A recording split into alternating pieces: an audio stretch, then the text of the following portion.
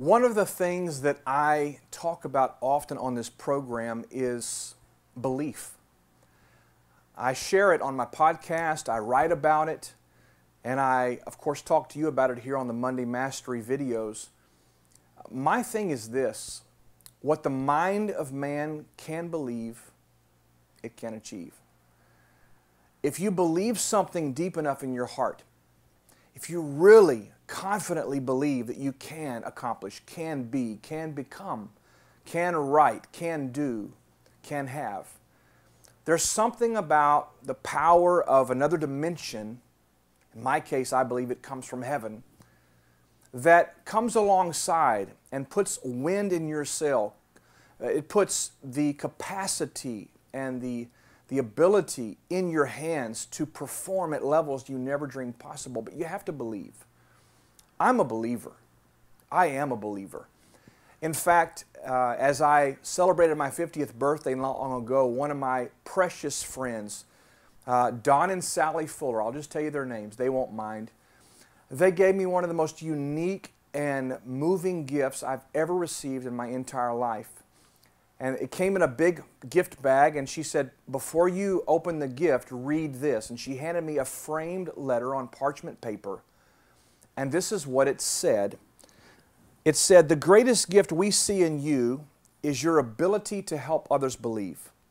Believe in themselves, believe in the possibility, believe in their dreams, but most important, believe in the God who created them, by whom all things are possible and in whose hands they can entrust their dreams."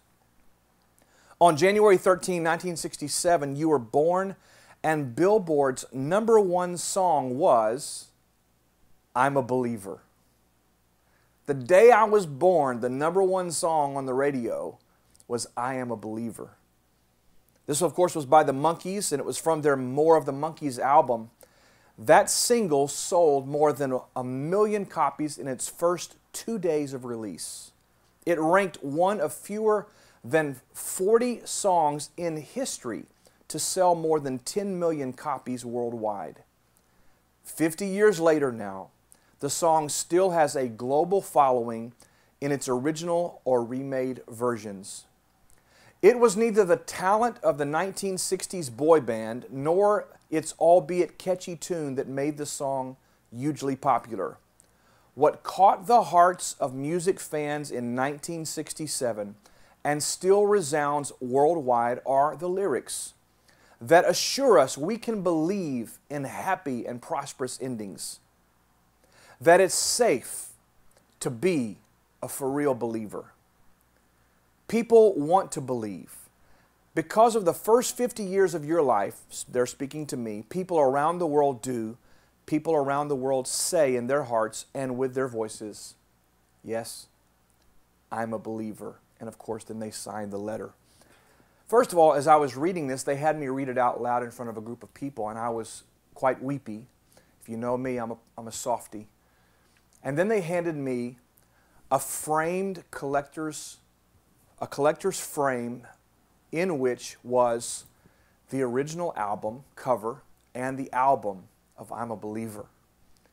I will cherish that because that is me. That is my life.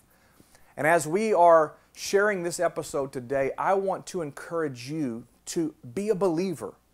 It's a new year. It's a new season for your life. And in spite of what's happened in the past, in spite of what's gone on behind you, in spite of maybe some of the things that have set you back along the way, believe in your dream. Believe in that thing God's created you to be. Go after that thing that God's given you to do. The people who you are intended to impact in your lifetime, they're waiting on you to believe enough to get in the game and do the deal. I want to tell you this: I believe in you. My name is Brian Holmes, and thanks for joining us today on the program.